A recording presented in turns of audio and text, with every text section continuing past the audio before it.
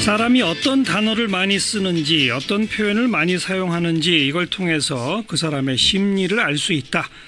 네, 박근혜 대통령을 포함해서 역대 대통령들의 연설문 또 회의 발언 이런 것들을 분석해서 그 심리를 분석한 아주 흥미로운 연구를 한 분이 있어서 직접 초대했습니다.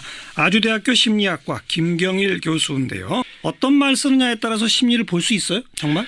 실제로 우리가 왜 눈동자라든가 땀 같은 그런 거를 거짓말 탐지기에 쓰기도 하지요. 맞아요. 근데 실제로 수사 쪽에서 심리학자들이 많이 하는 연구가 그 사람의 말의 패턴의 변화를 보면서 이렇게 거짓말을 할 수가 없는 그 사람의 진짜 속내 그리고 상태를 보는 그런 연구들을 많이 해왔고 이제 이게 축적이 되면서 어떤 패턴에서 이 사람이 어떤 상태구나라는 그런 그 사람의 심리적인 어떤 상태를 추정하는 그런 기법들이 많이 개발돼 있습니다. 근데 그건 이제 수사 과정에 활용한다는 얘기는 사람이 거짓말 하려고 그러면 용어가 바뀐다든지 뭐 이제 이런 걸 포착해낸다는 의미일 텐데 교수님께서는 대통령의 연설문이나 회의 발언을 분석하셨다고 그랬잖아요. 근데 그거는 딱 틀에 짜여져 있는 정해져 있는 원고를 읽는 행위 아닙니까?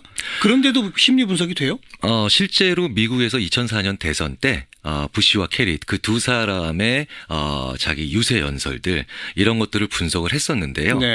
실제로 심리학자들이 가장 중요하게 그 사람의 말에서 나오는 인칭 대명사의 사용, 나, 너, 그들, 우리 같은 인칭 대명사의 사용 패턴 같은 것들을 보면은 사람들이 무의식적으로 듣는 사람들이 얼마나 진정성 있게 느끼느냐, 좀 이상하다고 느끼느냐를 바라볼 수가 있는데 그런 패턴의 결과에 의해서 실제로 분석을 해봤더니 선거 결과로도 이어졌습니다. 그래요? 네, 그러니까 부시 대통령이 불리할 거라고 우리가 생각을 했었는데 의외로 부시 대통령이 오히려 더 진정성 있는 말을 하는 것처럼 느껴지는 결과로 나오고요. 연설문을 보면 이런 식으로 결과가 나와서 상당히 그 일맥상통하는 결과가 나옵니다. 김 교수께서는 그 역대 대통령 누구누구를 어떻게 분석하셨어요? 일단 저희들이 이제 연설문을 확보를 해서 이제 공개된 것들을 이승만 대통령부터 박근혜 대통령까지 모든 대통령을 분석을 저희가 해봤고요. 물론 이제 그 윤보선 대통령이랑 최규 대통령 이 두 분은 이제 워낙 연설의 그 숫자가 적어서 빼고 다른 이제 분들의 연설문을 분석을 해봤더니 몇 가지 뭐 뚜렷한 특징들이 나오기 시작합니다. 그리고 우리가 일반적으로 느꼈던 느낌, 국민들께서 느꼈던 느낌과 사실은 크게 다르지 않은 결과가 나옵니다. 뭐 간단하게 한두 마디씩 좀 해주세요. 이승만 대통령부터. 뭐 예를 들어서 그 이승만 대통령은 이제 워낙 옛날 분이니까요. 그 옛날 화법이 뭐냐면 문장이 간결하지 않고 말이 좀 길어지는 그런 스타일이 있죠. 그래서 한 문장의 단어를 몇 개씩 쓰시나라고 하면 뭐 제일 압도적으로 많이 쓰시는 그런 경향이 나오고요. 그리고 예를 들어서 뭐 박정희 대통령이나 이명박 대통령 같은 이런 분들은 이제 경제 발전이라든가 이런 쪽에 많이 강조를 하시다 보니까 수관형사나 양수사와 같이 이렇게 수를 표현하는 말들이 숫자 굉장히 많이 나옵니다. 그리고 이제 감정이나 정서라든가 이런 쪽에 좀 이렇게 좀 이런 면들, 감정이나 정서 같은 측면들을 다루는 단어들은 많이 좀 잘 안 쓰시고요. 그리고 이제 뭐 예를 들어서 김대중 대통령 그리고 이제 노무현 대통령 이런 두 분은 굉장히 그 말이 깔끔합니다. 이제 간결하죠. 간결하고. 그러니까 한 문장에 들어가는 단어의 숫자가 많지 적고. 않고요. 그러면서 동사가 많이 나옵니다. 동사와 명사? 동사가 많이 나온다는 건 명사가 많이 나오는 것과 좀 구분을 할 필요가 있습니다. 동사가 많이 나온다는 건 행위를 얘기하는 것이기 때문에 사실은 좀 역동적인 느낌을 줄 가능성이 크죠. 그런데 이제 명사가 많이 나온다는 건 좀 단정을 하는 그런 특징들을 볼 수가 있습니다. 근데 실제로 말을 들을 때도요. 만약에 경수가 사람을 해쳤다. 이렇게 동사로 표현하면 사람들이 그 행위가 왜 일어났는지에 대해서 궁금증도 가지고 생각이 넓어지게 됩니다. 그런데 그 경수가 살인자야.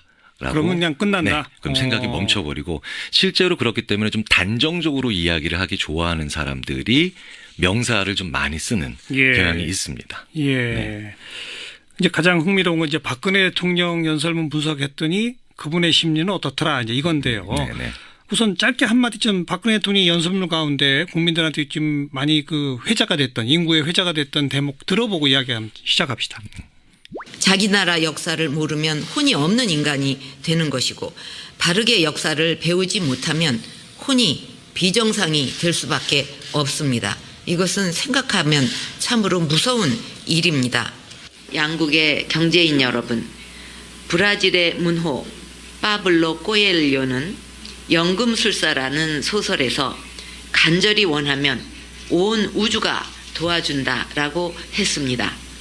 정말 간절하게 원하면 전 우주가 나서서 다 같이 도와준다. 그래서 꿈을 이루어진다. 그런 아름다운 꿈이 꼭 이루어질 거라고 생각을 하고. 네, 이게 가장 많은 분들이 기억하는 혼이 네, 비정상, 네. 우주가 도와준다. 이건 어떤 특징이에요, 이런 거는?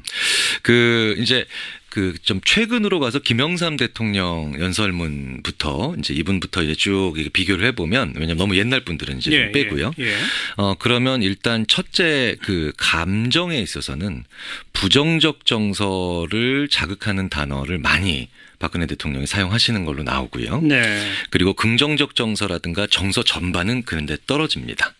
좀 떨어지는 걸로 나옵니다. 그리고 확실하게 나온 것처럼 명사가 많이 사용됩니다. 네. 그래서 다른 어떤 대통령들보다도 동사라든가 형용사를 사용해서 행위를 제시하고 그다음에 상황을 묘사하기보다는 명사를 굉장히 압도적으로 많이 사용을 하시기 때문에 예. 단정적인 그런 느낌, 그다음에 뭔가 확정지은다는 느낌, 이런 느낌들을 상대방으로 하여금 듣는 분들로 하여금 많이 느끼게 할 가능성이 높고요. 그러니까 뭔가 생각을 더하게 하거나 토론을 이어가게 하는 스타일이 아니다. 네, 반대다 이 말이죠. 네, 맞습니다. 그리고 이제 명사 추정 외래어라고 저희가 이제 이름 붙인 그 변인에서 변수가 높게 나오는데, 사용 빈도가 높게 나오는데, 이 명사 추정 외래어라는 거는 이게 잘 쓰지 않는 말들, 그리고 외래어지만 우리말로 들어와서 또 외래어 표현인 것 같지만 좀 많이 쓰지 않고, 그렇기 때문에 사람들한테 이게 무슨 뜻이지? 이게 무슨 말이지? 이런 느낌을 주는 좀 특이한 단어들, 이런 특이한 단어들의 사용 빈도가 확실히 높은 걸로 나옵니다. 예. 네. 혼이 비정상 이런 게 그런 용어예요? 아무래도 좀 그런 식으로 그런 방향으로 봐야 되지 않을까 싶은 게, 사실은 이런 비정상이란 단어, 혼이란 단어 모두 기존 연설문에 다른 대통령의 연설문에는 등장하지 않는 단어이기 글쎄요. 때문에 예. 저희도 분석을 해놓고 이 단어가 왜 이렇게 어떤 특정한 범주나 특정한 어떤 종류의 품사가 높게 나올까라고 봤을 때, 종류의 단어가 많이 나올 봤을 때 찾아가 보니까 역으로 이런 단어들이 많아서 그런 결과가 나오는 걸로 분석이 되더라고요. 앞에 또 그런 표현 쓰셨죠. 감정 표현은 전반적으로 좀 약하더라. 감정 표현이 약하다는 뜻은 어떤 의미입니까? 감정이라고 하는 것이 사실은 우리는 이제 이성과 감정 중에 이성만 좋고 감정은 나쁘다 이렇게 표현하지만, 사실은 연설이라고 하는 것은 사실은 토론과 다르기 때문에, 연설이라고 하는 건 듣는 사람들로 하여금 저 사람의 마음을 따라가야 되겠구나.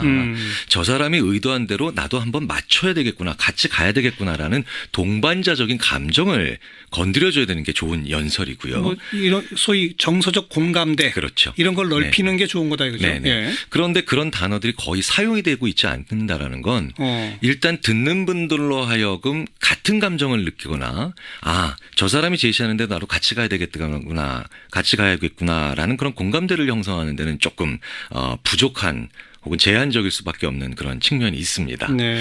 그래서 연설문에는 적정한 수준의 감정과 관련된 단어들이 나와야 되고요.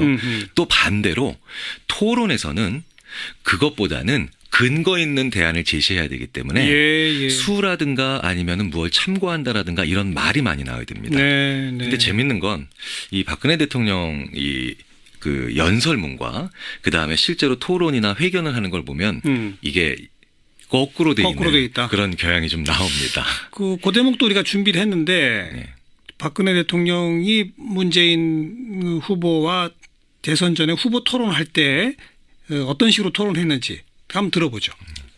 그런 것까지 따져서 자꾸 얘기를 하실 필요는 없고요. 간병비 보험 대상이 됩니까?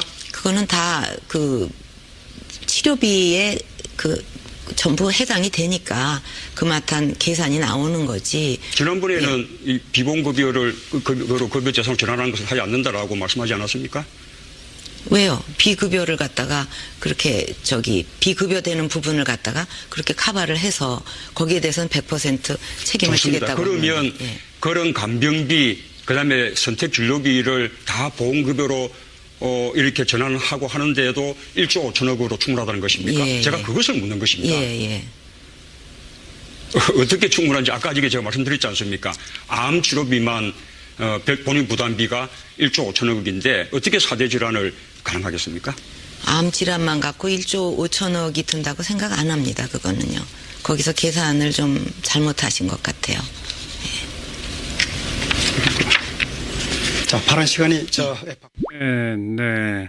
문재인 후보 측에서 아마 암 본인 부담금 1조 5천억은 자료를 갖고서 얘기한 걸 텐데 네. 거기에 대해서 논리적 반박을 하기보다는 저는 그렇게 생각 안 합니다. 그냥 계산 잘못했네요. 이렇게 넘어가네요. 네, 그러니까 이게 이제 전형적으로 토론에서 연설을 하는 그런 형태의 이제 화법이 나온 겁니다. 예. 연설은 이렇게 해야 되죠, 사실. 네, 왜냐하면 연설을 할 때 그 수많은 청중에게 참고 문헌, 그 다음에 관련된 수치 이런 것들을 동원하지는 않습니다. 네, 자, 그렇기 때문에 토론을 할 때는 그런 그 참고 자료들이 제시가 되고 증거로서 제시가 되면 또 이제 이슈가 돼야 되지만 예. 연설을 할 때는 군더더기를 빼고 내가 어떤 생각을 하고 있고 나는 그렇기 때문에 이런 느낌을 가지고 있다라는 걸 직설적으로 보여줘야 되는데 이게 이제 다소 거꾸로 가 되어 있고. 있다는 느낌이 이제 그리고 결과적으로 나옵니다. 연설에서는 정서적 공감대를 넓히려고 하는 그런 노력이 별로 없고 네. 대신에 부정적 정서 표현은 많이 있다? 그건 네, 뭐죠? 그러니까 전반적으로 긍정적인 정서라든가 정서 전반성에 대한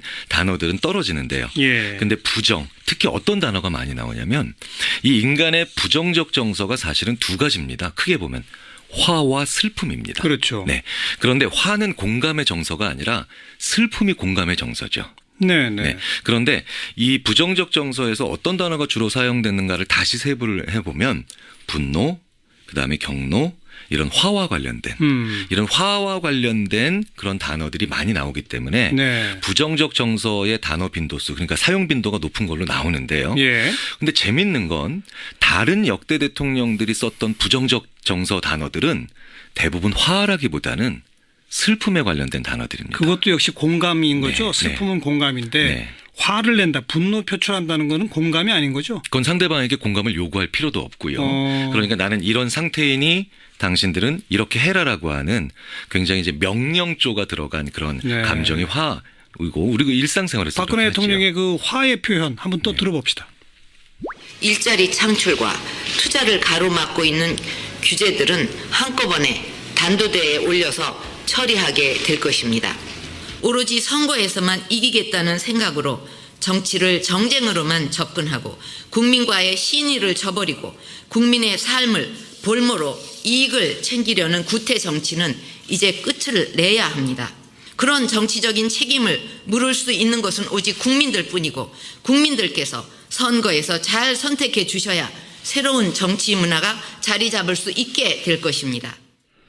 그런 느낌을 갖고 들어서 그런지 모르지만 말씀하시는 이 어조, 톤도 아주 화가 잔뜩 나 있네요. 네, 그러니까 단어 빈도수나 아니면 이런 것만 분석하지 않고 음성적으로 분석을 해보면 아마 그런 화와 더불어서 어떤 그 음조가 올라간다라든가 이런 것들도 같이 나올 가능성이 매우 높지요. 네. 단두대로 보내야 된다.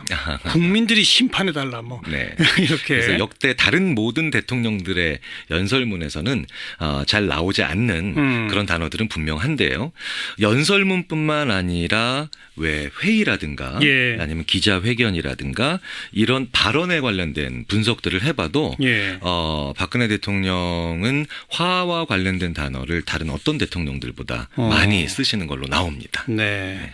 지금까지 쭉 언급해 주신 거 한번 하나하나 정리해 봅시다. 그러니까 동사보다 명사를 많이 쓴다는 면에서 생각의 여지나 토론보다는 그냥 단정해 버리는 그런 스타일이고 정서적 공감대를 넓히려는 노력은 거의 없고 그리고 정서적 표현을 했다 하면 분노, 화 이런 쪽이고 거의 유일하게 그런 그 정서적 그 표현이 그 화와 관련된 건 거죠. 네.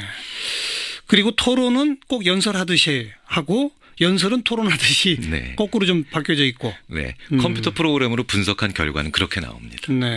쭉 연구를 마치시면서 어떤 느낌이 드셨어요? 그래서 이런 걸 굳이 컴퓨터 프로그램으로 분석하지 않아도 보편적인 청자들, 즉 듣는 사람들은 예. 무언가 이상하다, 어색하다, 그리고 뭔가 맞지 않는다라는 느낌을 가지게 되는데 그게 바로 이런 패턴들이 그리고 이런 그 사용 경향성들이 보일 때 우리가 그런 느낌들을 왜 가졌고 그리고 괜히 가진 게 아니었구나라는 그 결론에 도달할 수 있고요. 예. 말은 그 사람 심리 상태나 아니면 그 사람이 지나온 발자취를 굉장히 잘 보여주는 거울입니다.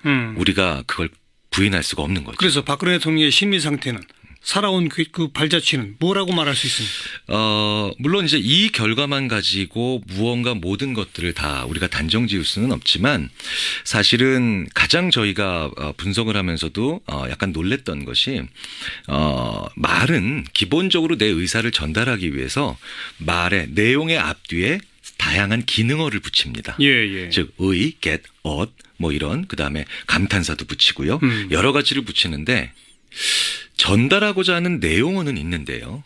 그런 기능어가 없습니다.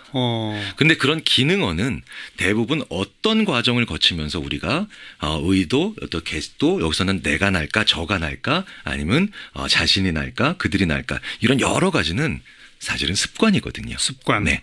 그리고 그 습관은 어린 시절부터 성인이 되는 과정에서 어떤 사람들을 얼마나 많이 만났느냐. 예. 네, 이거에 주로 이제 관련이 있죠. 예. 그래서 우리가 어떤 말을 쓰냐는 주위에 있는 사람들의 말을 들어보면 알 수가 있는 것처럼요. 그렇죠. 그래서 그런 어떤 사람들을 많이 만나는가를 봤을 때 좀 많이 만나시거나 아니면 좀 폭넓게 그리고 깊게 이런 사람들을 많이 만나시는 경우가 그런 것이 좀 부족하지 않았나라는 추론을 또 해볼 수 있을 것 같습니다. 어린 시절부터 구중궁궐에서 그냥 제한된 사람만 그냥 만났다. 네, 그래서 언어가 좀 단편적인 거죠. 예. 네, 왜냐하면 상황에 맞게 우리가 말을 해야 되거든요.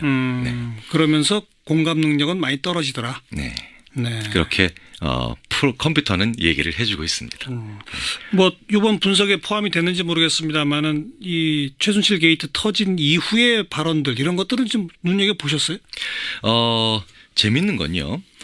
후보 시절에 그리고 재임 시절에 그리고 그 탄핵과 관련된 정국 이후에 네. 나왔던 그 말을 분석해 보면 유의미한 차이 중에 주목할 만한 게 하나 있습니다. 뭡니까? 그게 바로 선어말 어미입니다.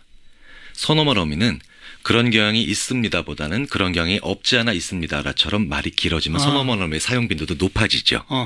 선어말 어미의 사용 빈도가 탄핵 정국 이후에 급격하게 올라가고 있습니다. 무슨 뜻이죠, 그건? 무언가 내 생각이나 내가 진짜로 알고 있는 것과는 다른 이야기를 하고 계신 가능성이 크다는 거죠. 속마음이 아닌 딴 얘기를 하다 보니 말이 자꾸 엉키더라. 네, 왜냐하면 이 선언 어머니는 최근에 심리학자들이 내 속내와는 다른 거짓말과 관련된 이 지표가 아닐까라고 강하게 저희들도 의심을 하고 연구를 하고 있거든요.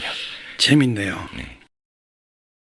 축적이 되면서 어떤 패턴에서 이 사람이 어떤 상태구나라는 그런 그 사람의 심리적인 어떤 상태를 추정하는 그런 기법들이 많이 개발돼 있습니다. 근데 그건 이제 수사 과정에 활용한다는 얘기는 사람이 거짓말 하려고 그러면 용어가 바뀐다든지 뭐 이제 이런 걸 포착해낸다는 의미일 텐데 네. 교수님께서는 대통령의 연설문이나 회의 발언을 분석하셨다고 그랬잖아요. 네. 근데 그거는 딱 틀에 짜여져 있는 정해져 있는 원고를 읽는 행위 아닙니까? 그런데도 심리 분석이 돼요? 실제로 미국에서 2004년 대선 때 부시와 캐리 그 두 사람의 자기 유세 연설들 이런 것들을 분석을 했었는데요. 네. 실제로 심리학자들이 가장 중요하게 그 사람의 말에서 나오는 인칭 대명사의 사용. 예.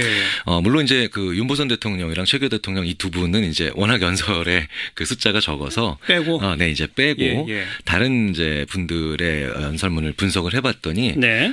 몇 가지 뭐 뚜렷한 특징들이 나오기 시작합니다. 그리고 우리가 일반적으로 느꼈던 느낌, 국민들께서 느꼈던 느낌과 사실은 크게 다르지 않은 결과가 나옵니다. 뭐 간단하게 한두 마디씩 좀 해주세요. 이승만 대통령부터. 뭐 예를 들어서 예. 그 이승만 대통령은 이제 워낙 옛날 분이니까요. 그 옛날 화법이 뭐냐면 문장이 간결하지가 않고 말이 좀 길어지는 그런 스타일이 있죠. 그래서 한 문장에 단어를 몇 개씩 쓰시나라고 하면 뭐 제일 압도적으로 많이 쓰시는 그런 경향이 나오고요. 예. 그리고 예를 들어서 뭐 박정희 대통령이나 이명박 대통령 같은 이런 사람이 어떤 단어를 많이 쓰는지 어떤 표현을 많이 사용하는지 이걸 통해서 그 사람의 심리를 알 수 있다.